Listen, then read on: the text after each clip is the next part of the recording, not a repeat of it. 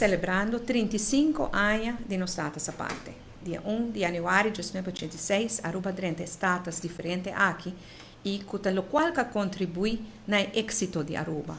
Governo um tras de outro, parlamento um tras de outro, a contribuir no êxito com a AUE, nos tour também e tuxe Aruba aqui. Durante o começo de ano, nós a começar a celebrar hecho histórico aqui, no momento em que, segundo o protocolo possível de COVID, que não por assim muito encontro junto, mas nós que finalizar o ano assim, mirando com a hora que não torta um pouco mais flexibilizar, para organizar uma conferência. Uma conferência, 35 anos datas a parte, Aruba está de nos tour.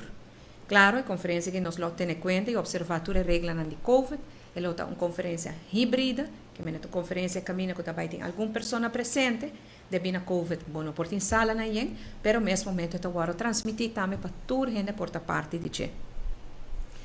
Mas nós vimos no começo de ano, nós passa o programa, anche da Ministra Xiomara Maduro, Ministra de Cultura, e série de programa cortico de 35 anos stata a parte, luta com a marca história, e essa que o Sr. Nel Odiber ha dato differente testemunho com a luta warriba.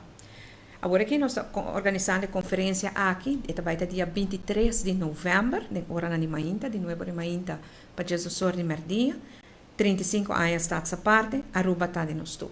E durante a conferência aqui, nós vamos refletir, analisar onde nós estamos, onde nós está e principalmente onde nós queremos chegar como país. 35 anos está essa parte a 13 nós, caminho nós está hoje, mas agora que nós estamos juntos, nós temos que determinar como nós damos conteúdo no futuro de Aruba e sua estado essa parte.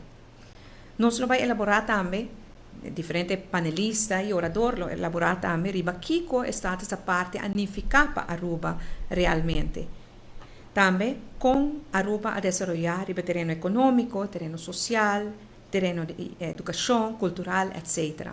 Nós lo temos como invitado a diferentes oradores naturalmente, ojalá que nós conta também com a presença de todos os ex-mandatários de nosso país, para cada de nós e respeito e constelação do governo e do parlamento a contribuir no êxito maneira de visa que a nós chama Aruba e que nós viva a nos Aruba do Chitera.